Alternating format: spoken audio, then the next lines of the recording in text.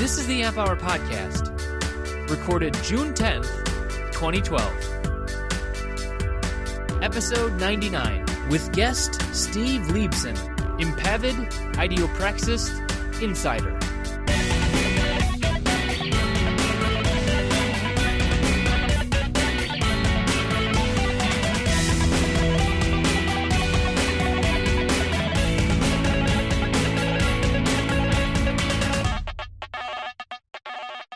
Welcome to the Amp Hour. I'm Dave Jones from the EEV blog. And I'm Chris Gamble of Chris Gamble's Analog Life. And I'm Steve Liebson, live from Silicon Valley. Hey, Steve. Good to Hey, Dave. Thanks for joining our show. My pleasure. Thanks for asking. And Steve, you're of the 360, or is it EDA 360 blog? Is that the main place to find you these days? Well, there's two places. I write a blog every day called the EDA 360 Insider, which we'll probably parse up for your listeners a little bit. And I also write the Denali Memory Report, which covers DRAM and flash and solid-state disk drives and everything else related to memory, which is a lot of fun. Yeah, that's So what exactly are you doing these days? Well, I'm a marketing director for an EDA company called Cadence. Uh-oh, Cadence marketing, is folks. Marketing. Yeah, that's right. Well, Make sure you it's get your funny. bingo sheets out. It's funny you should say that. Lately I've run into an awful lot of antipathy towards marketing people, unthinking ill feelings, not realizing that a lot of these people are actually engineers trying to do good. And you are a former engineer, which I'm sure we'll talk about. Former engineer, is that you, or you still think of yourself Once as an engineer? Always an engineer. Excellent. That's what we want to hear. Well, the good ones anyway. The bad ones just go on and never look back, right? They sell shoes, yes. Yeah. Okay. Got it. Well, maybe we should start there because you started out at Hewlett-Packard.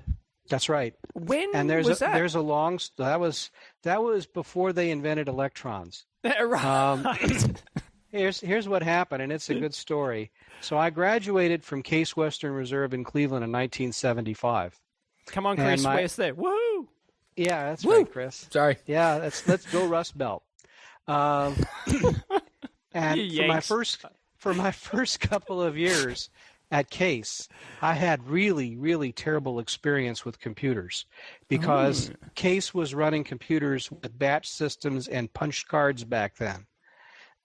And that's a terrible experience. That is as non-interactive as you can get. Yep. You go up to the second floor of the computer building, you sit at a key punch, you type out your program one line per card until you have a deck.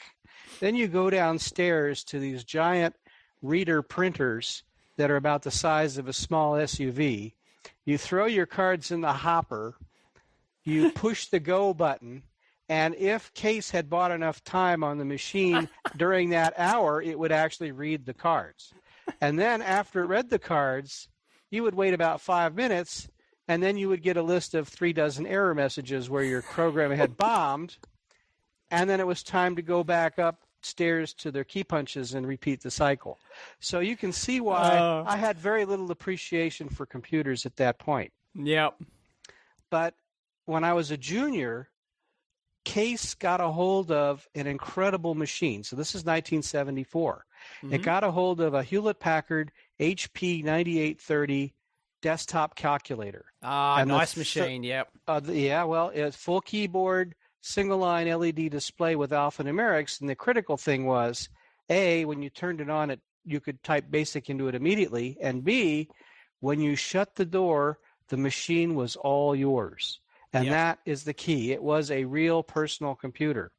And I grew so excited about that machine that I said, A, I'm going to go work for Hewlett-Packard, and B, whatever division makes this machine, I'm going to go work there. Awesome. And the next year, who should come to interview at Case but a gentleman from Hewlett-Packard? And unbeknownst to me, he had designed the processor in the HP 9830. Wow. So I went through the whole story again, and I said, I don't care where it is, wherever they make that machine, whoever designed it, I want to go there. Wow, well, brilliant. And it turned out to be the middle of nowhere, Loveland, Colorado. Right. But Now the home of Agilent, correct? well, yeah, that the Agilent's. Yeah, well, the Colorado location was the first location outside of California for Hewlett Packard, and it was originally the Loveland Instrument division, and they made mostly audio signal generators, and then they got into voltmeters. And when Hewlett Packard's first calculators were looking for a home, and we're talking desk calculators here, not the pocket calculators, they ended up in Loveland, Colorado, and so that's why they started making those machines there. And Hewlett Packard left Loveland, Agilent held on, and they may still be there, but mostly I think they've moved up the road a few miles to Fort Collins. Yes, I believe they have moved. Why did they move there why did HP open a there Loveland, in the Colorado? first place? Yeah. Yeah, So Loveland, low-cost labor? Colorado. Well, no, it wasn't. Loveland, Colorado was a sleepy little retirement community whose main production was sugar beets and sugar before Hewlett Packard showed up.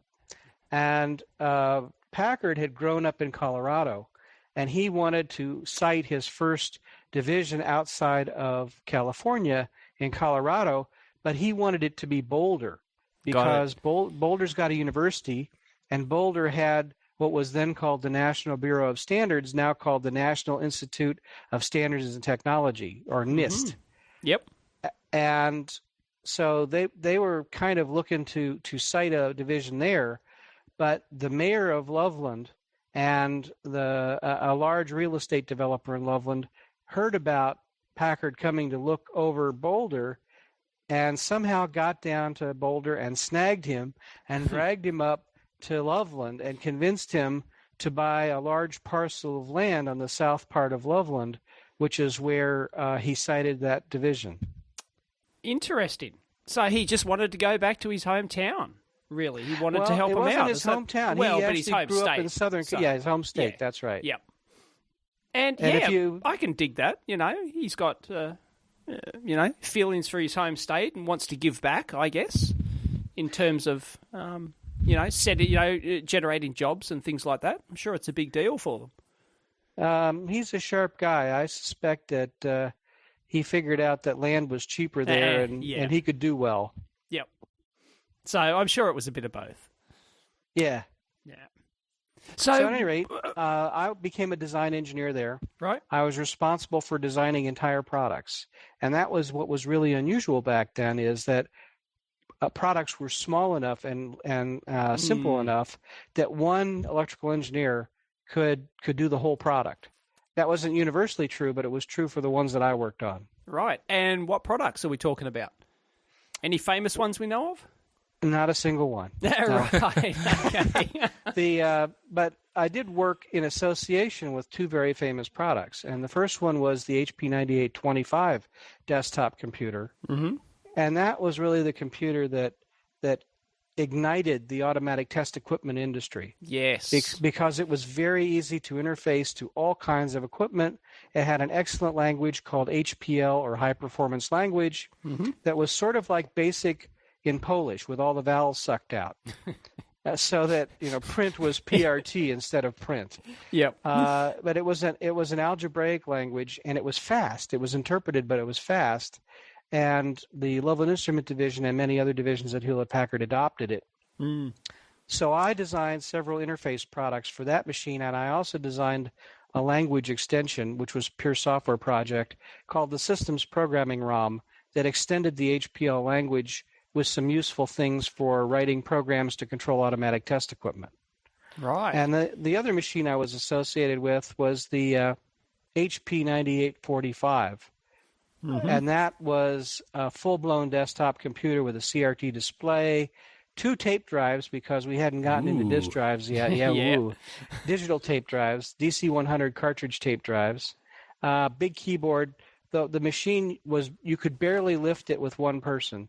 It was a big sucker. Tank. It was a tank, and I worked on the I/O backplane for that machine too.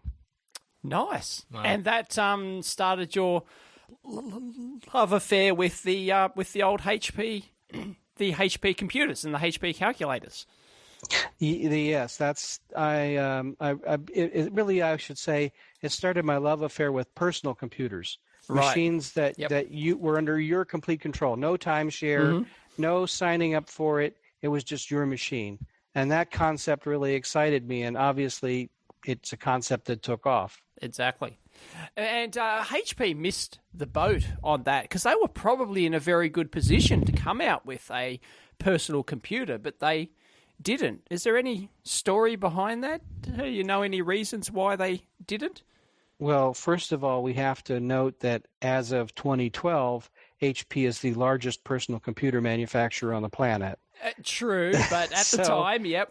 Yeah, at the time, yes, HP. Well, here's what happened. HP was adept at developing its own standards, Right. its own designs, its own user interfaces.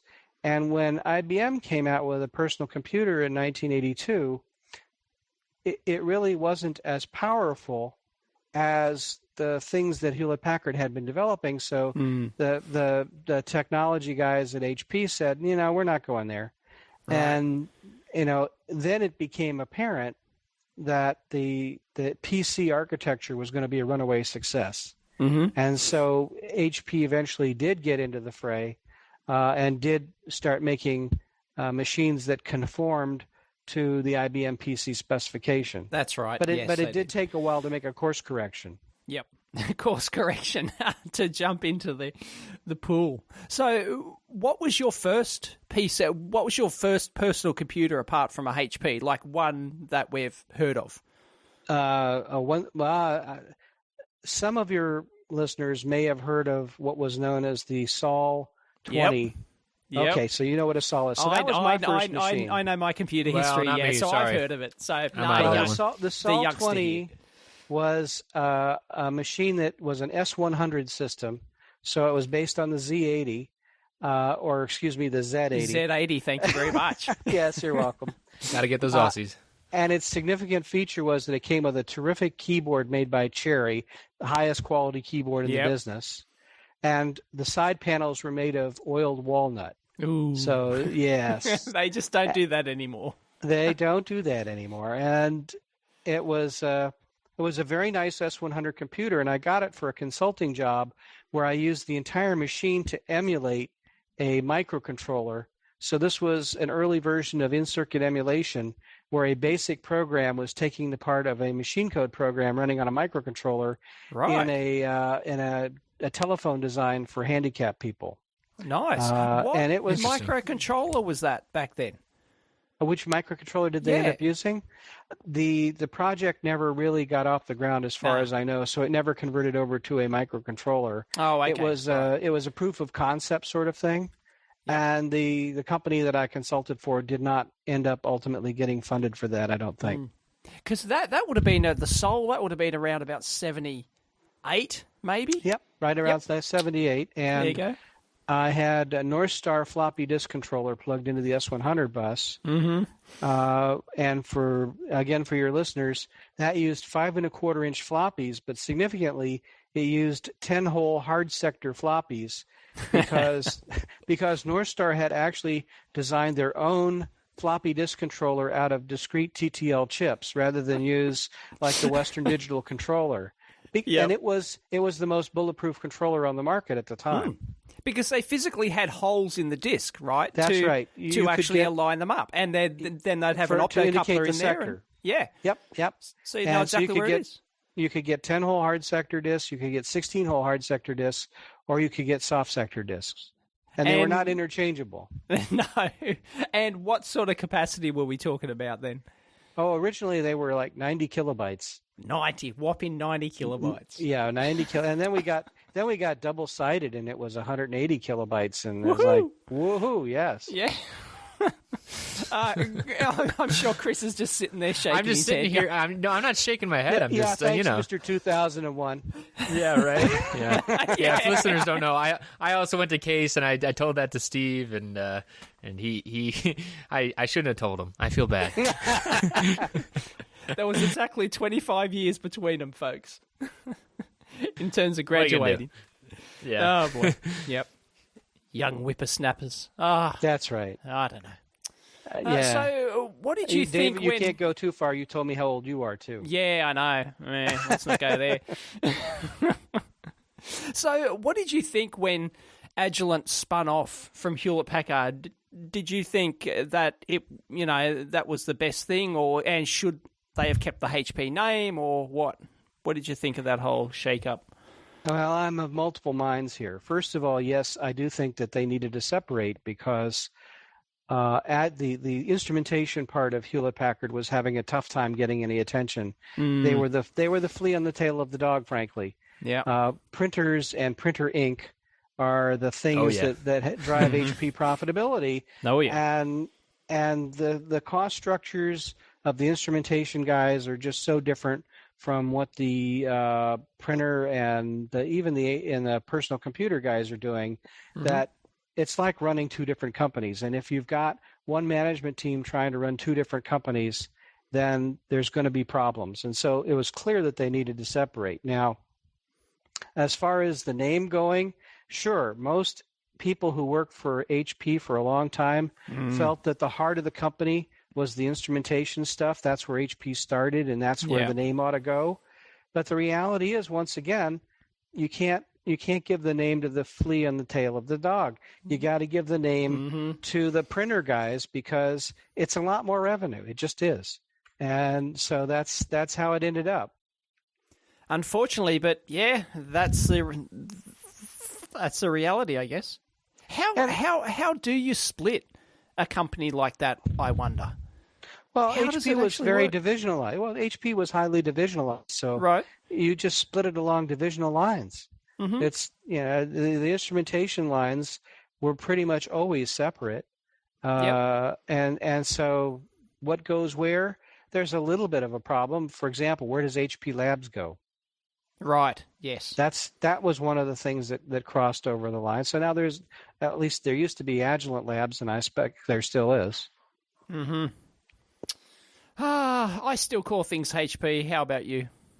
I used to do that, but I got corrected enough so that I don't say that anymore. Okay. I still. And I wasn't allowed to find say myself- either, really, when I was working at Keithley. So Keithley! Hey, you that's got a bought great out company. by Danaher. Woohoo! Well, and LaCroix just got bought out by Teledyne. Yeah, exactly. Yep, There's talked about that last week. Yep. Oh, did you? Oh, great. Yes. Yeah. That was our breaking news last week. So. Breaking news a week late. Yeah. Exactly. We're well, really that's... up to snuff. Well. So, what about post HP though? I mean, like you kept going. Is that when you kind of jumped? I saw you jumped in the management role. I was kind of stalking the LinkedIn for you. No, stalking me. Yeah. Stalking. No, I became didn't a have your manager. password. I didn't steal passwords like whoever those hackers were. But I did that's look on okay. LinkedIn. Okay. I became a manager at HP. I became a very young project manager, but then I left HP shortly thereafter and joined a couple of early CAD companies. One was a architectural CAD company that didn't last very long. They couldn't really get their act together. But the second one was Cadnetics, and Cadnetics was an early PC board CAD company, and that was in the early 80s. In the day when you had to actually design your own workstation in addition to writing the code, because there were no standard machines capable of actually running the kind of code that we wanted to run. So But that was only for a short time, though, right? Because Yes, it was. It then was the just power case. So there was a very narrow window there of. That's and I guess right. It was- anyone who jumped on that ship jumped on the wrong ship, right? No. No? No, the first half of the 80s was like that. And so the first wave was the Daisy Mentor Valid or DMV wave. And Daisy, well, they're gone. Mentor, yeah, but still, some of us still deal with their designs. I will say that. Daisy and Daisix, those are all still around. Yeah, well, Daisix is a contraction of Daisy and Cadnetics, where I went. So there was this horrible financial transaction that ended up smooshing Daisy and Cadnetics together, and it was a fiasco, which would be the polite word of the word I'm thinking of.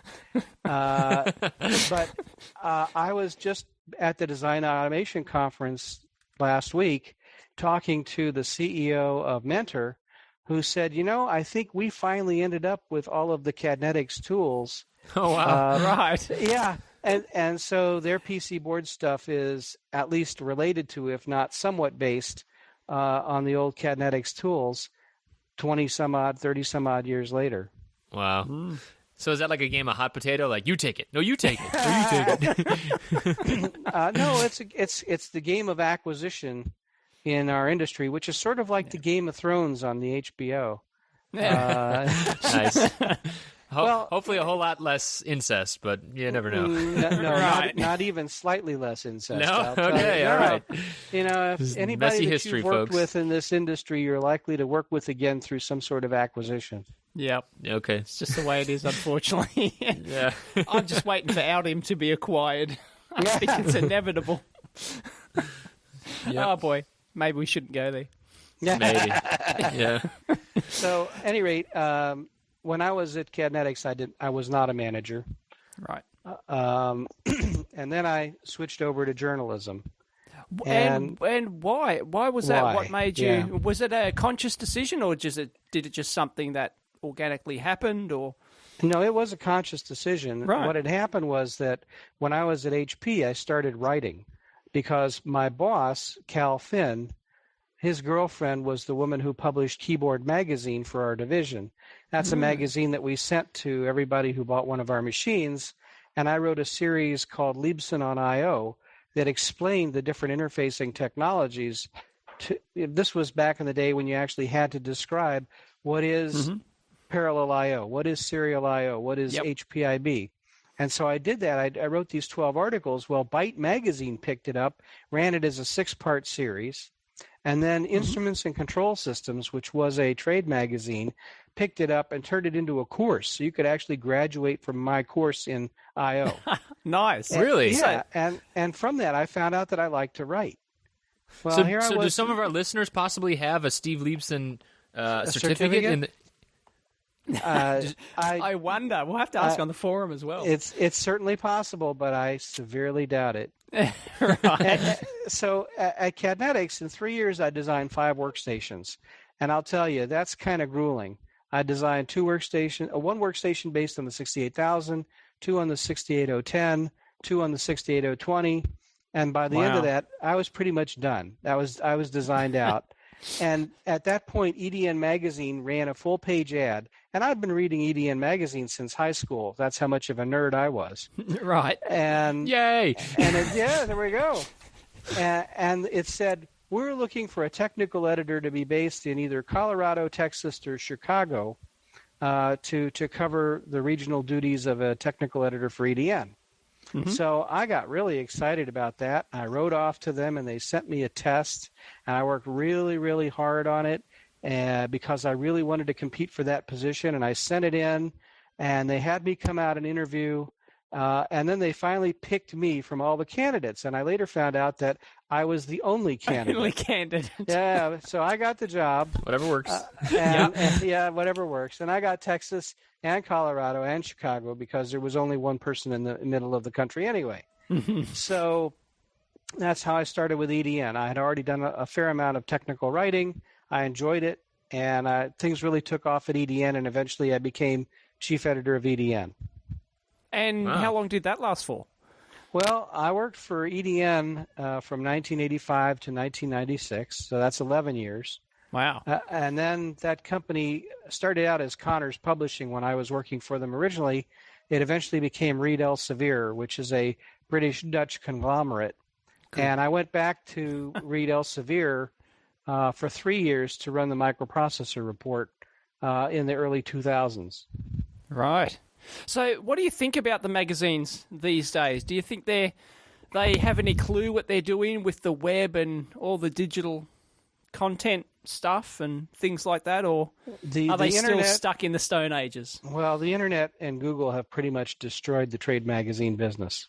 Yeah. Right, because it was probably an actual career move back then, right? To go from engineering into writing, where there was actually probably some decent money, right? But it was extremely unusual because there weren't that many trade magazine writing positions for engineers. There are a lot of trade magazines, but most of them don't employ engineers. So it was the cadre of people in that kind of position was never more than 100 and certainly less for the most part. So it was a very rarefied atmosphere. But what's happened with the internet is that companies can now much more effectively turn into their own publishing company and get much more information made available at their whim to potential customers and prospects. And at the same time, Google pretty much sucked up all the advertising in the whole world. Yep. And none of us saw it coming. I mean, when Google first came out, it was a search engine. And none of us could actually even figure out how they were going to monetize themselves. And what we didn't see, even those of us whose lifeblood was advertising, where we make all of the money in a trade magazine, none of us saw that there was going to be this black hole called Google that was going to suck up all the ad money in the universe. Yep. So, Right. you know, the trade magazines that exist today, and there aren't very many, they're in survival mode. They're trying to figure out what can they do to provide value to their advertisers, and it's a very, very tough thing. Yeah. I don't envy them their position. Although No, I based don't on either. some of the money that I know a lot of the companies are throwing at these websites like EDN and things like that, I still like to think that there's a lot of money to be had there. These companies still seem to think that they have to be on these, websites and things like that. So, Well, for which some is good for specific us because types we're of one of products, them. it does work. basically. But Yeah, I mean, Dave, you're a perfect example of where some of that money's ending up going, right? You've Yep. got test and measurement advertisers who are now advertising on your blog. That's money right. that's not going where it used to go, which is like 9th page ads in the back of EDN magazine. I Oh, sure you mean wish the I ads could where get it's some like of the. it's like 20 ads per page kind of thing, where it's all blocked out and everything? Ninth page, 9 ads per page. It's a 3x3 matrix. Oh, okay. They were very popular for companies like the Rygals of the world who say, buy a 20 megahertz digital oscilloscope or a 50 megahertz or 100 megahertz digital oscilloscope, only $7.95. Yep. That's perfect for a direct response 9th page ad in the back of the magazine. But if you got Dave Jones stripping one apart and showing you how it works, and you got an eyeball glued to you for 90 minutes or 20 minutes or 50 minutes or whatever it is that he decides to do, Well, most people don't watch Dave's whole more, video, but yeah. Yeah, they do. Unfortunately, they don't pay a linear increase in money in terms of the times the eyeballs looking, Well, so you I know what, wish I Dave? was getting some of the need to- money that EDN are getting. You may think that. Dave, you need to charge one price for the unboxing video and another price for the taking it apart video. Well, at the moment I don't charge anything. Maybe I might get a free scope out of it if I'm lucky. Well, I think that's I'm all- doing it wrong, right? that's all. Yeah, that's all marketing. We can talk about that later. Okay. I think you've been telling me that for a couple of years that I'm doing it all wrong. I know you still won't listen. Yeah, I know. Listen to Steve, Dave. He's been I in the know. industry for a while. I'm just trying to make you money. Oh boy. I know. So you went to the. Sorry, go, Chris. Oh, well, what was the jump back then? So I mean, you were the editor in chief of EDN, and Yes. then now you're back. You back to EDA. I mean, why the jump back then? It's a really twisted road, my friend. In 1996, a very good friend of mine came up with an idea for a new company, and I was going to be the director of technology. And unfortunately, within a month, we were at a business meeting with our primary client, and right in the middle of the business meeting, the founder of our company passed away. Oh, Oh my! Yeah, wow, that's terrible. He just collapsed, cerebral hemorrhage, and he was gone within hours. And Wow. that Oh was my God! that was pretty much the end of the company. So Yeah. I can imagine. Yeah. the remaining partner and I hastily contacted a third friend who had been at Reed Elsevier, and we started a market research company specifically targeting high-tech companies that, like all the people that had been advertising on EDN magazine. That's called Beacon Technology Partners. It's probably, I think, still the market research company that's at the forefront of market research in the electronics industry. And Wow. and it's still being run by my good friend Jim McLeod Warwick. But after 3 years of that, I had this interesting alignment of planets. My daughter accepted a position to become a student at the San Francisco School of Ballet, and simultaneously I found out that there was this position open at Reed Elsevier for somebody on the microprocessor report, and they'd moved me out to San Francisco, actually Silicon Valley. Wow. Right. So, alignment of planets, say, okay, set that in gear, came out here, became a journalist again. 3 or 4 people above me on the microprocessor report resigned within the first 6 months. And I was the last man standing. So I got to be the vice president of content, and I ran the microprocessor report and the microprocessor forum for a couple of years. Wow. And then I made the jump to IP, intellectual property. I joined Tensilica, a microprocessor IP vendor that's sort of in the same market that our microprocessors are, but different. Right. And then ended up joining another IP company called Denali for 5 weeks. After which Cadence bought Denali. Oh, so that's how I ended up at Cadence. That is a heck of a journey, I have to say. It's a Silicon Valley story, right? Yeah. Things move fast out here. It sounds like a game of pinball, to be honest. I mean, where you're the pinball. Yes, yeah. I've said badminton, but pinball will work. Yeah. Wow. Oh boy. So you're now at Cadence. How long have you been there now? A little over 2 years. Right. 2 years and 5 days. And we were just talking briefly before the show, and you mentioned that. Explain what your job is there. Yeah, that's a tough one. Well, my official title is marketing director. Yeah, but I write these 2 blogs for Cadence, and so one of the terms that I like the best is called brand journalism, and what that is I try and do the same thing I used to do on EDN, but I do it under the auspices of Cadence, and so the topics that I select are ones of particular interest to Cadence, but it doesn't mean that I write about Cadence all the time. It means I write about what's happening that's relevant to Cadence. So in the EDA 360 Insider, I write about chip design and system design and developments that are related to that, and interesting new chips that have come out and how they were architected, and what's happening with deep submicron and nanometer design rules for creating chips and that sort of thing. And then for the Denali Memory Report, I write about everything about semiconductor memory, so DRAM and flash memory and the use of flash memory in SSDs. And I get a big kick out of writing about immediately future memory technologies such as magnetic RAM and memristors. Nice. So you were actually saying that also part of your job is to make public anything that you find out. So you deliberately try not to hear things within the company that otherwise you'd end up making them public when they shouldn't. That's sort of like need to know stuff, right? If I don't know it, I can't possibly leak it. That's right. So I don't go seeking stuff that I shouldn't be writing about. And that doesn't mean I don't ever hear anything, but it certainly means that, for example, I don't bury my nose in company financials because I'm never to be a spokesman on company financials. And conveniently, if I don't know anything about the financials, then I can't say anything about the financials. All I can say is I don't know anything. Nice.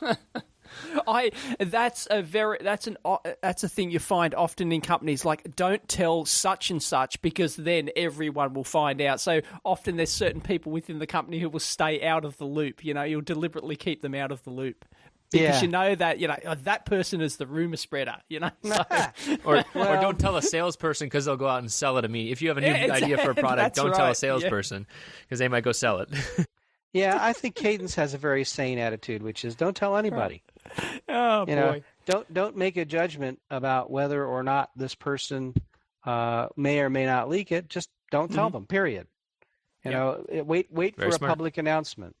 For sure. Yeah. Now, I've got to ask, with the CAD industry, like Cadence is one of the big players, right, which do everything from your chip level design right down to your circuit board level stuff. Yes. And but they make most of the money from their chip level stuff, right? Is that correct? Yeah, probably the EDA seats are higher. They cost more. higher margin. Yeah, But there's- for IC design. Yep. And it's a lot harder to do that technology. Exactly, but yeah, and that gets into my question: is the number of seats have been declining over time with fewer and fewer clients paying more and more. Is that like a sustainable model in the long term for the companies like Mentor and Cadence? Well, that's sort Or is of that like a loaded question? No, it's a Zen question because it's the same question that the industry itself asks over and over and over again, which is we're going to go to 20 nanometers. We're right now almost the bulk of the stuff is done at 65 nanometers or 45 or 40 nanometers. Only a few companies have gotten down to 28 nanometer feature size at the moment. 20 nanometer is sort of cutting edge. Only a few designs have been done, mostly test designs. We're going to keep going. We're going to go to 20. We're going to go to 14. We're going to go down to 10. We think we can go down to 8.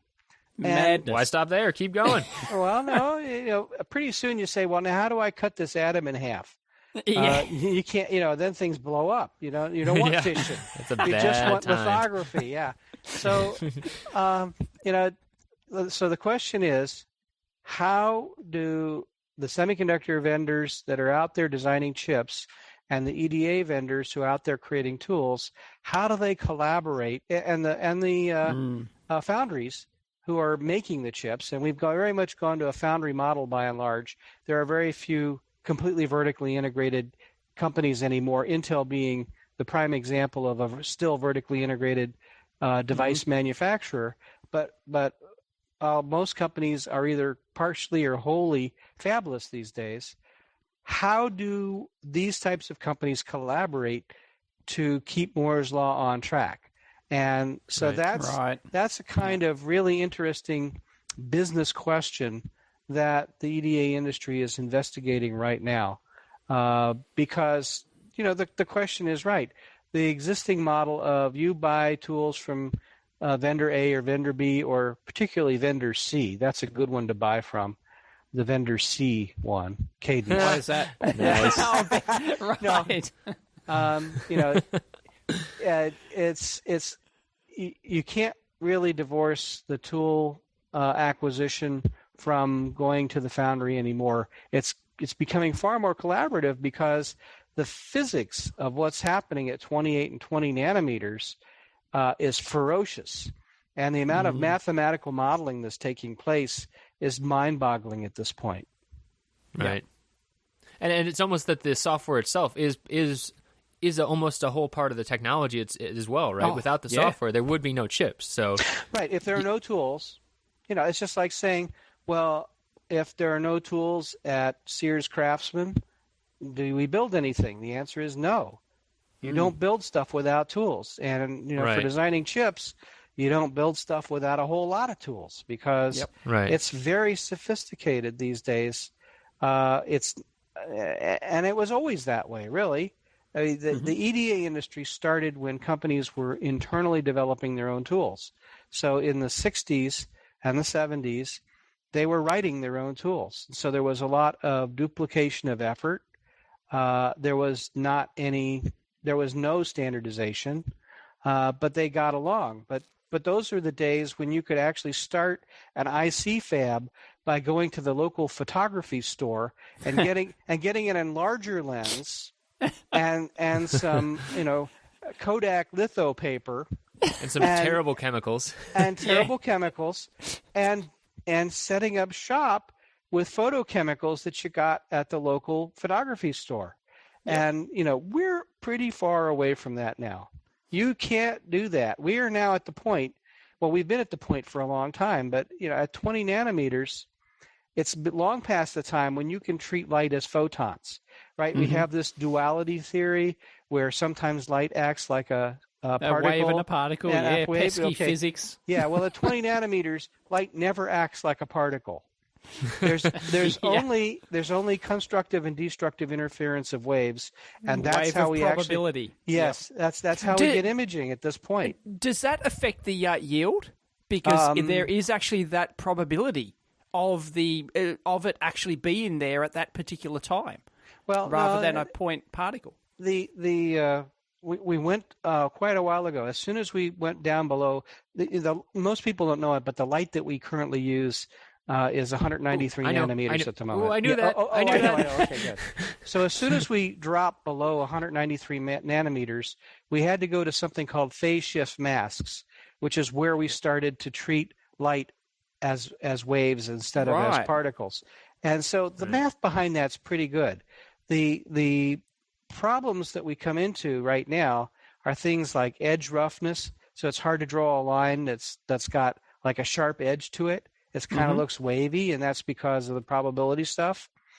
But the real yield problems are coming in just from having particulate contamination on the chip, and this is getting bigger and bigger, variation of transistor parameters just from one place on the chip to another. Because the wafer, right? Yeah, because we're using so few dopant ions these days that we used to be able to depend on dopant ions to work statistically, because you could say, well, there's thousands of dopant ions in there, so statistically they act like this.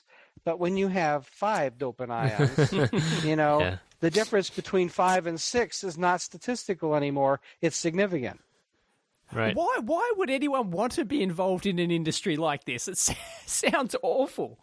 I can't imagine production on this stuff. But you recognize immediately that there are people who love to tackle tough problems, right? Yeah, you like to tackle tough problems, and what you define as tough may be different than what somebody who's doing 20 nanometer design tools is defining. But nevertheless, both of you have said, I can crack this tough problem, and by golly, I'm going to get a thrill out of it when I do. Mm-hmm. That's correct.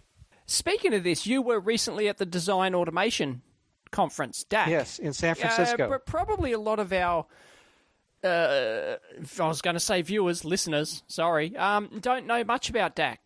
Can you fill us in what it is, what happens there? And Sure. This was the 49th Design Automation Conference. Wow. Yes. Wait, it's yearly, I take it? It's yearly, that's right. And is that the longest running technical conference? It'd be close to it, wouldn't it? Boy, it might well be. I mean, there were earlier ones, but they've long gone by the wayside. So it might well be. And as I said, in the 60s and the 70s, companies were designing their own tools, and so they wanted to get together to exchange notes. And that's and this was before there was an EDA industry, so there were no exhibitors. That was an academic It was an academic conference, right? It's an IEEE conference. And then over time, especially during the 80s, the EDA industry sort of grew up. And in fact, next year, which will be the 50th DAC, is also the 25th anniversary of Cadence, and so that kind of gives you an idea. Yep. Cadence kind of came in midway into the history of EDA tools.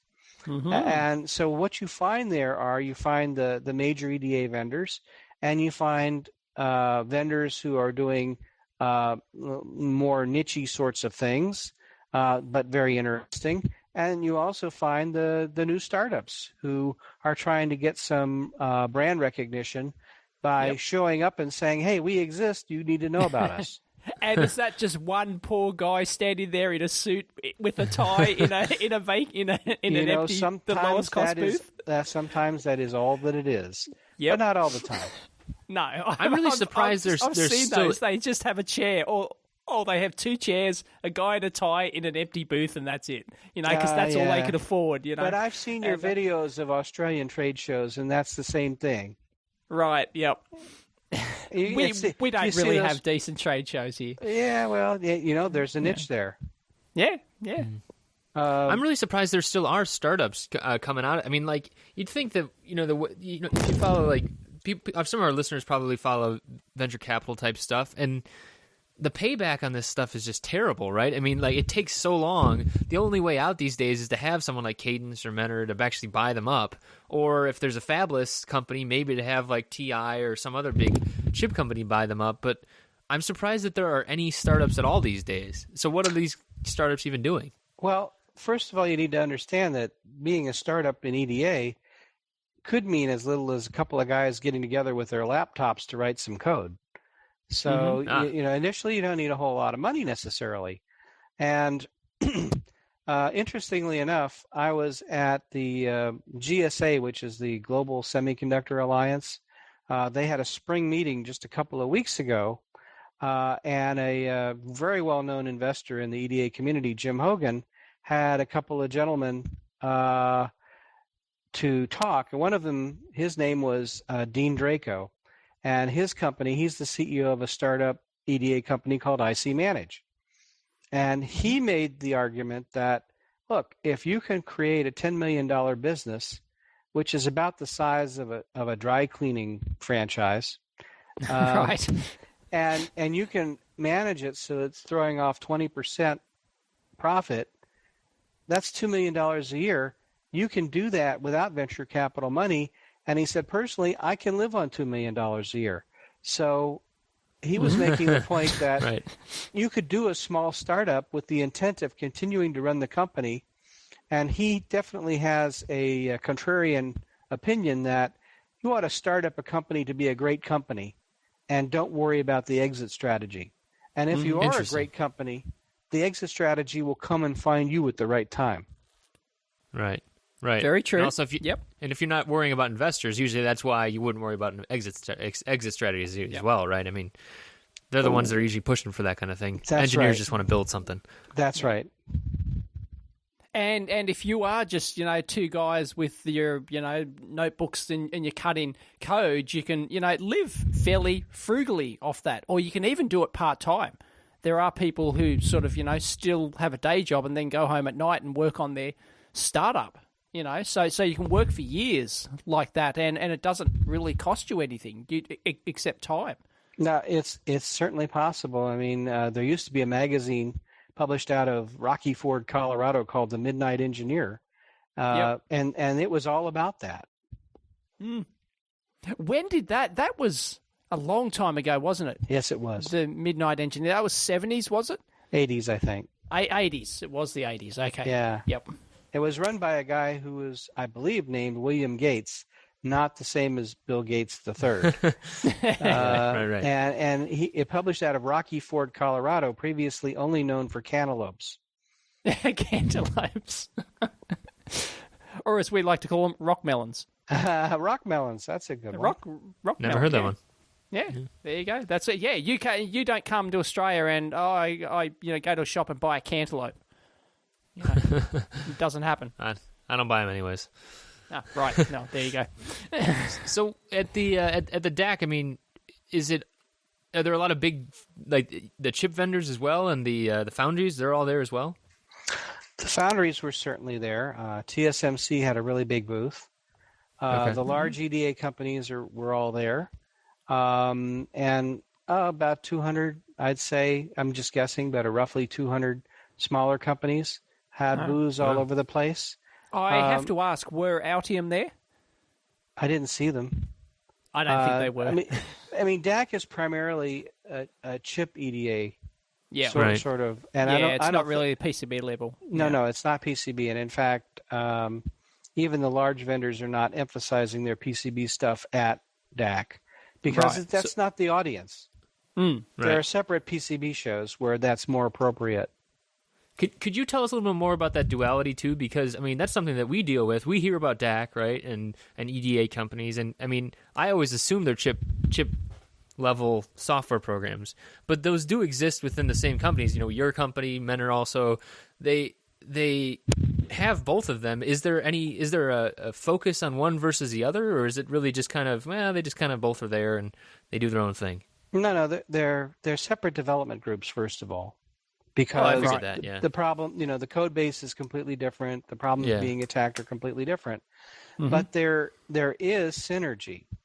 So, for example, at Cadence, if you design a chip, eventually that chip's going to have to go into a package, right? It's going to have to be either bonded out or go through ball bonds to some sort of package that's been designed, and that package will generally have been designed with a PCB package, design package. And then that package is going to be soldered to a board, and that's going to be laid out with a board level package too. And you're going to want to be able to do simulation. Now, I mean, back in the day, way before you went to school, way before you were born, Chris. We didn't simulate traces, right? Because we didn't have to. Oh my goodness. We didn't have to do the because they're 100 mil thick, and they it was 10 megahertz was fast, and 40 megahertz was the extreme limits of what you could do. But these days, you were clocking things. You were actually flipping switches up and down. That's right. Yeah, that's no right. oscillators. We used rocks. We just moved rocks on the board. Just tap them on the board. But these days, it's routine to have gigahertz signals running around the board, and we're routinely running 10 gigahertz, 28 gigahertz signals around the board. Oh yeah. You have got to do electromagnetic simulation, and if you're doing that, you're going to want to be able to simulate it from the bond pad of the IC through whatever it goes through to the package, through the pins of the package or the balls of the package to the PC board, down the PC board trace, and then back up the stack on the other end. And so there is pure synergy there as far as electromagnetic simulation and the kind of information that you have to pass back and forth amongst these tools. I can imagine. Yeah, it's how would you have yet another tool that actually tied them all together and got out the one simulation result, or how does that work? Because you have a common database, is what you have. Right. Okay. So 10 years ago, we just had the anniversary of this in a party. Cadence realized, before more than 10 years ago, Cadence realized that a common database was called for. And it created internally something called the Open Access Database, and then turned it over to an organization called SI2 to standardize it.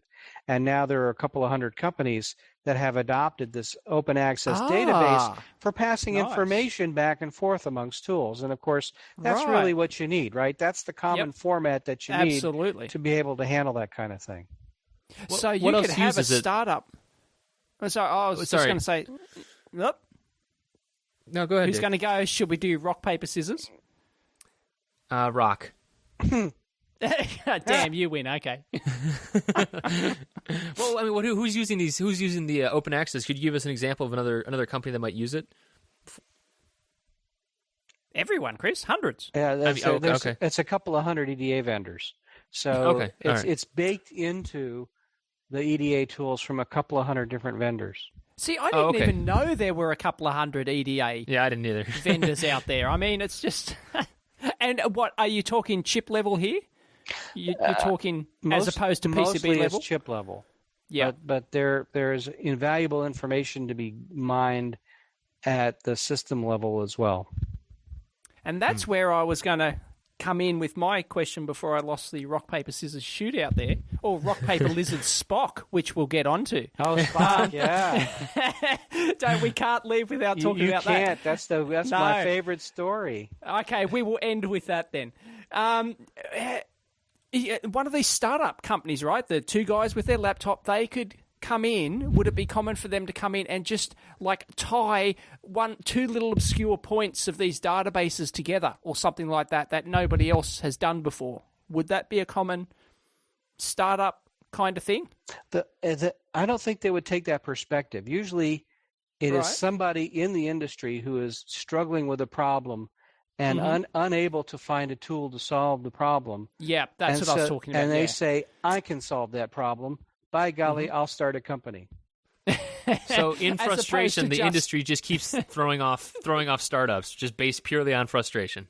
Well, I studied this kind of in Colorado when I was there because Storage Technology was this huge storage company, and they would routinely throw off engineers, lay them off, which would start a whole new wave of startups within Colorado, which is where companies like Miniscribe would come from. Right. or the entire write once, read many optical drive industry. And so the same thing happens in EDA here in Silicon Valley, is that there is an ebb and flow of startups and consolidation because smart people, innovative people, creative people often get the itch and want to go off on their own and do something without other people telling them that they can't do it. And that's where you get startups coming from. Speaking of memory, you're the memory guru, right? You know all about. I You're know one all of the about, industry memory gurus. Well, that's what the Denali Memory Report says, anyway. Exactly. What is the up and coming future for solid state memory? When are they going to? When will hard drives become a dodo? Right. Well, not for a while. Right. And the reason by is a while, you're talking 10-year time frame, or possibly even longer. That'd be my guess too. Well, the problem is that it's still the most effective cost per bit you can get. Yep, and for that's what storage. it all comes down to, right? Comes down to cost per bit. And mostly. it's not just simple evolution. I mean, the disk drive industry has been able to pull rabbits out of the hat on a regular basis. Oh yeah. So they come up with probabilistic coding methods for getting information off of a disk when they're not even sure whether that was a 1 or a 0. Once again, we're down into the physics again. Oh, it's yeah, crazy. it is. It always goes down to the physics. Yeah. They come up with giant magnetic resistive heads that are actually small, but the physics is giant magnetic resistivity. And so they've done an excellent job of staying on their own version of the Moore's Law curve, just challenging the semiconductor guys to come and follow them. And so they can't really excel in access time, but they can sure excel in cost per bit. And for a lot of applications, that's the number one figure of merit. So, the last 3-4 years, we've had solid state drives coming online, all based on NAND flash memory, which most people don't know, but NAND flash is the densest, lowest cost per bit for semiconductor memory, and makes a darn fine storage device when you make it into a solid state disk drive, with a few problems. One problem is that the write cycle time for flash is pretty darn slow. It's still back in the milliseconds. So read is really, really fast. Write is really, really slow. So you have that's again because of physics, right? You got to pull things through the you got to make the electrons tunnel, and they don't want to do it, and it's probabilistic. And I wouldn't want to do that. And now that we're down, I mean, Toshiba just announced a drive based on 19 nanometer flash memory. 19 nanometer. Wow. So they're working when they store a 1 on a NAND flash cell, they're storing less than 100 electrons. Oh, that's ridiculous. And from my dinosaur days, 100 electrons is like, are you sure? How do you know there's 100 electrons there? But they do. Exactly. So we got two memory technologies that are vying to be the replacement technologies for NAND flash. One of them is magnetic RAM, which is kind of amusing because prior to 1970, all machines, it was the thing, huh? It was magnetic cores. Exactly. All of the all of the Apollo stuff, that was all magnetic memory. Oh yeah, right? the Apollo stuff was magnetic. You've been to the Computer History Museum, I can tell. Oh yeah. Yeah. And then in 1970, Intel introduced the first commercially successful dynamic RAM, the 1103, and within 2 years, magnetic cores were dead as dodos. They were just gone. And that's practically overnight, right? It's 2 years. After 2 decades of dominance, the 50s and the 60s, in 2 more years, gone. And that's how powerful a new memory technology can be if it meets people's needs better than what has come before. And unfortunately for magnetic cores, they did get smaller and smaller, but you could never automate the manufacture of a magnetic core plane. It was always woven mostly by women with tiny needles threading little bitty magnetic cores about the size of a pepper grain. Knit one, pearl two. Yeah, knit that's one, exactly pearl right. Two. Yeah. Wow. So dynamic RAM just obliterated it. And so the magnetic RAM people and also the memristor people are hoping to do the same thing with flash memory because both magnetic RAM and memristor memory are non-volatile. They don't lose their bits when you turn off the power, and that's what it will take to replace NAND flash memory. Now, the NAND flash vendors are not going to stand by and let this happen, so they are exploring 3D versions of NAND flash memory, which are actually very interesting because they get away from the 100 electron problem by providing more interesting three-dimensional types of gates for the electrons to hang around in. So it becomes like a cubbyhole system then at that point, where it's like three-dimensional cubby holes for all the electrons. It's it's anybody's guess at the moment which of these technologies is actually going to win, but I think it would be an appropriate circle if the magnetic RAM were able to take back over from that would be it would be something. That's it's annoying from the design side because you have to design based on the possibility. I could design magnetic RAM. There's that stuff. There's ferromagnetic stuff available today, right? FRAM. Yeah. It's expensive, but and it's never who knows if it's going to be densities. No, I've been writing about it since the 1980s. It's been around for a long time. Yeah, I've been writing about it since the 1980s. Ramtron in Colorado has been making those parts since the 80s, and you just can't get the densities up. It's a really cool technology. But again, density is not there. However, that doesn't mean that it's not a good niche somewhere. For example, Texas Instruments just introduced a microcontroller family that's got FRAM instead of NAND flash on the chip. That's right. You don't really have to worry so much about it as you might think, because most of this stuff now is dealt with through a controller. So if you're talking to NAND flash, you're talking through a NAND flash controller. Cadence, for example, has an IP block that's a NAND flash controller with some standard commands.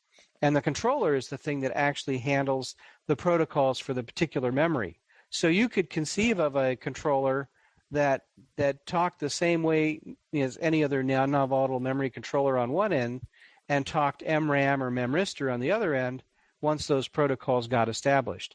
And it wouldn't really affect you as a system designer because you'd be talking to a compatible controller. And, of course, that's exactly what solid-state drives did. They adopted the SATA interface. And the controller doesn't care whether the thing that it's talking to works by a spinning piece of magnetic media or NAND flash. It really doesn't care. What it cares about is I'm sending these commands to read and write blocks of data, and I expect it to behave the way I expect. That's right.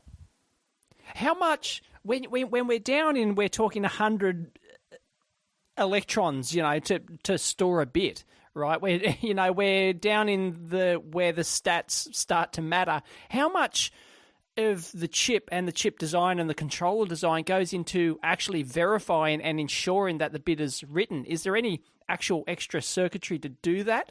Or is it just, we'll sort of, cross our fingers and take our chances that the bit is in there? How does that... Truthfully, I don't know the answer to that, but my guess is that there's a little of both, right? If your figure of merit is cost per bit, maybe you're just going to go on the statistical assertion the stats. Yeah. But if you're designing something that has got to be mil spec, maybe you check after you write. Trust but verify.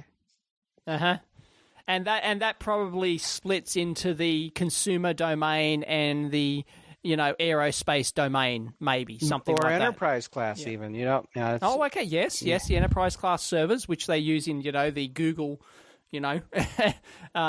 server farms that run our whole planet.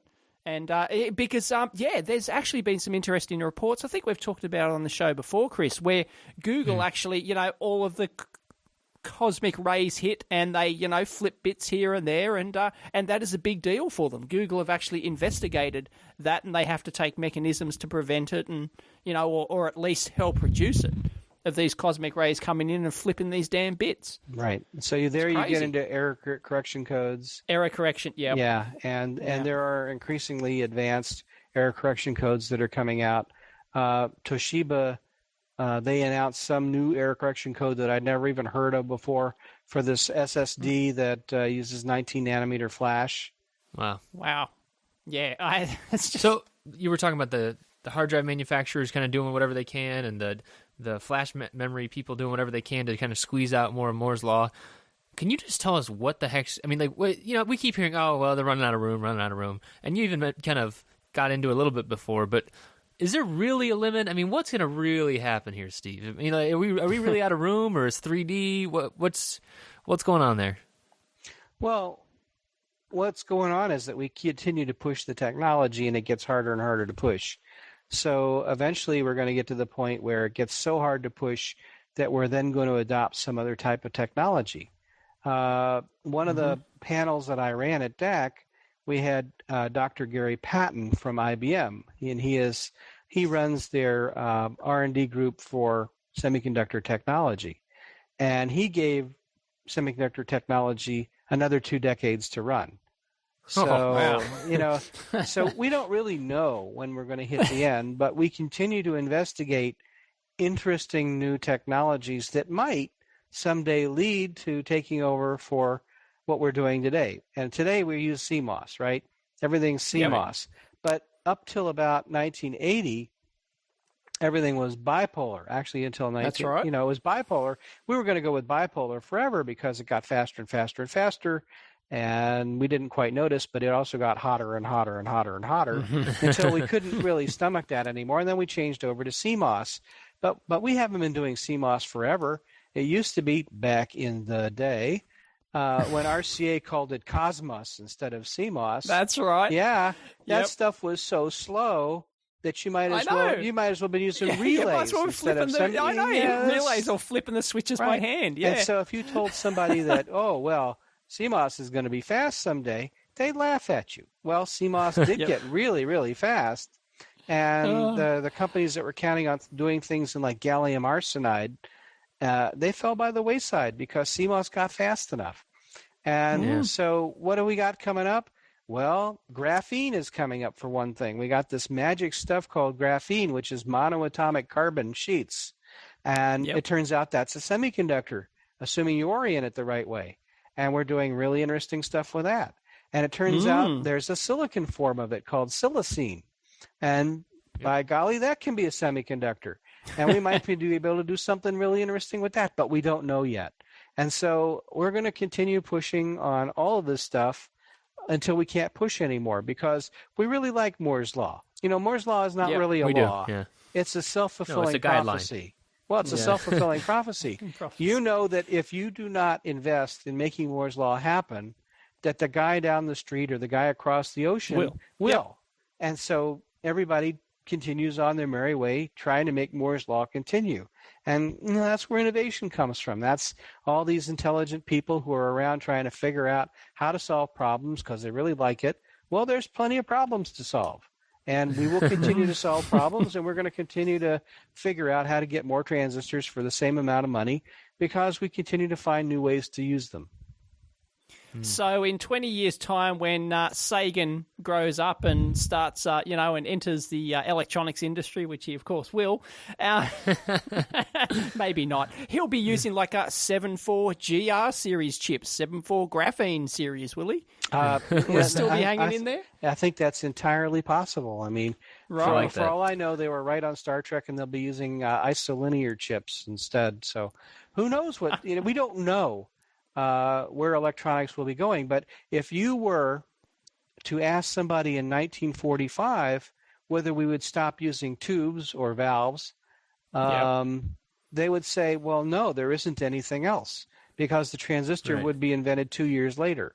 And so if you were to ask somebody in the middle of the 50s if we would ever be able to build large computers with 1 million transistors, they would look at one of these things in a metal can and say, 1 million of these on one circuit board? I don't think so.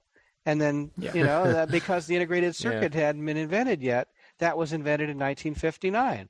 And so we can't see these breakthroughs before they happen. We just don't see them. But they do happen, and then we figure out really interesting things to do with them. And they usually happen fairly quick, right? Yes, they do. Are they happening quicker these days? Well, do you think? There's a thing called Leibson's Law, believe it or not. Oh, excellent. Tell us about Leibson's Law. I coined it at EDN, and it says that design engineers are conservative, and therefore it takes 10 years for any new design technology to be widespread and adopted. And that's true for transistors. It was true for integrated circuits. It was true for embedded C. It was true for logic synthesis. Yep. It just seems that over the last 50 years, this time constant of 10 years has been relatively constant because, we as engineers are often very conservative, especially for widespread application. Of We course. don't want to do anything too risky because the cost of failure is perhaps the termination of your company. That's right. I was saying that before with the memory. Even Yeah. I was saying, I don't want to design in new memory because it's not Yes. memory yet, Yes. right? I mean, it's the same thing. Yeah. So, like graphene, if I don't want to design it in until I know it's there, but then it's kind of how does it ever become designed in then, right? It's like it's fits and starts, right? It is, and the early adopters, they always have big problems. So, for example, it was really hard to learn how to use those early DRAMs. They were very finicky about timing, and you had to, get the voltages just exactly right. But the same was actually true of magnetic cores, but after 20 years, everybody knew how to use them. Speaking of Star Trek, Yeah, I was gonna say we gotta get that. We gotta hear about that. Okay. we are way over time. We're over time. We're 11 minutes over time.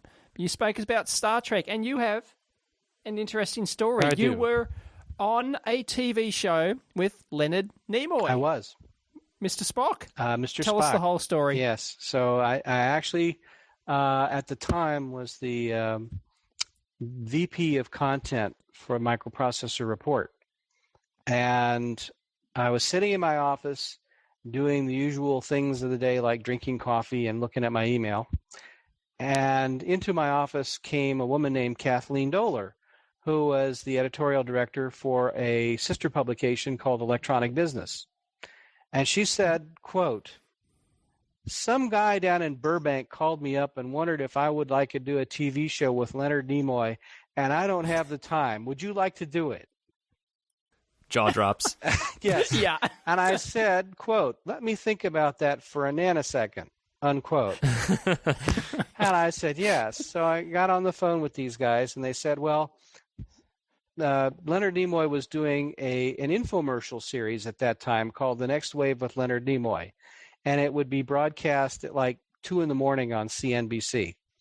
Nice. Why on earth would he do something like that? Money, my friend, money. Right, okay, yeah, he's got to make money post Star Trek. Yeah, that's right. And so I guess the residuals weren't big enough on Star Trek.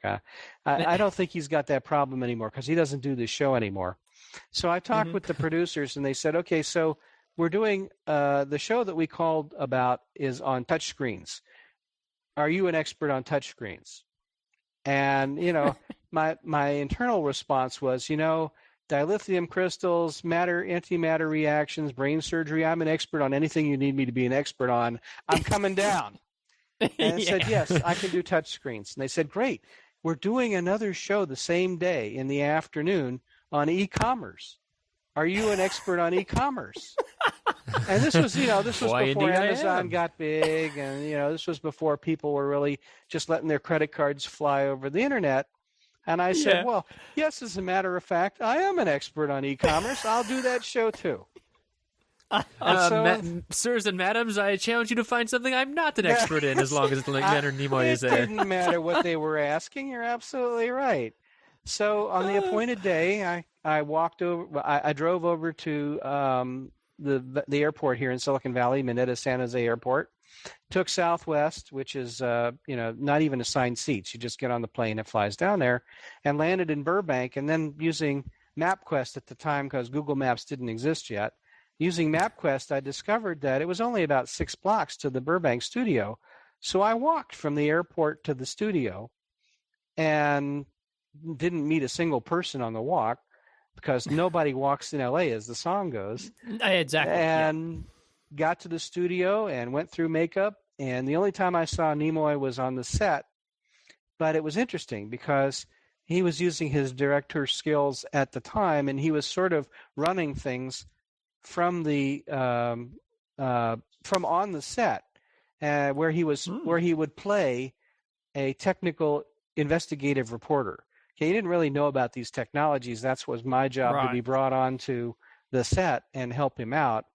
But he was giving instructions to the control booth, and we were intermixing the live stuff that we were doing with the stuff that had been pre-recorded with a B unit at the companies that were sponsoring the infomercial. And we cut one of these things in the morning, and we broke for lunch, and Mr. Nimoy went off to his dressing room and didn't appear. And then when it was time for the next show, he reappeared on the set, and we cut another one. And then everybody said goodbye, and I walked back to the airport and flew back, and that was my day with Leonard Nimoy. Did you ever see it? Did you ever see the final result? Or can we see it? That's a more important question. We see it? That's more YouTube. I put it up on YouTube. Is it? Yeah. Oh, you'll definitely we'll definitely link that in. Yep. Oh yeah. All right. That'll awesome. suddenly get an extra 5,000 views, I'm sure.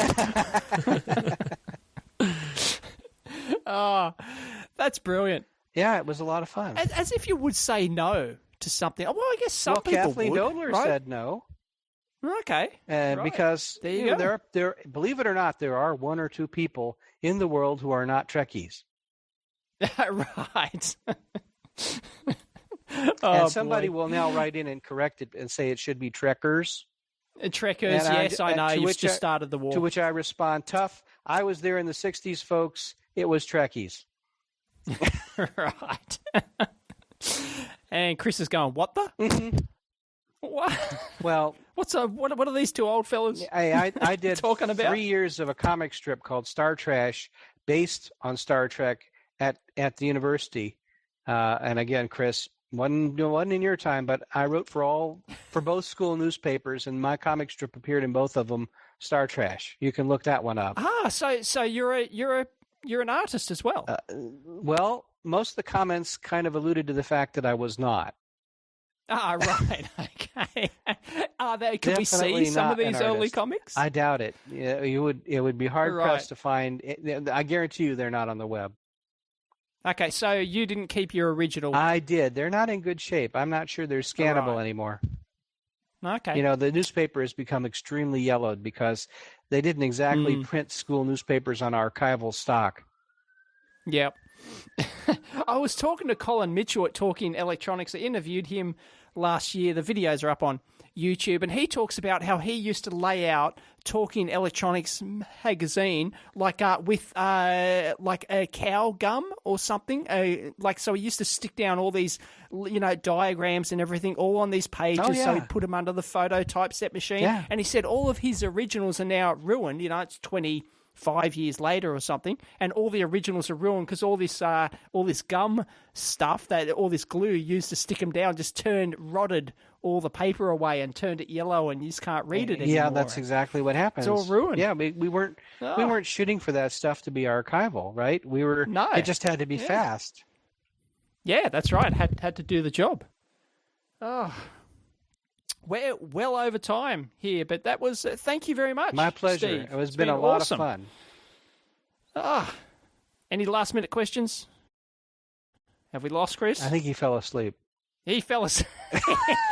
He's two old fellas talking about. No. Sorry, I'm here.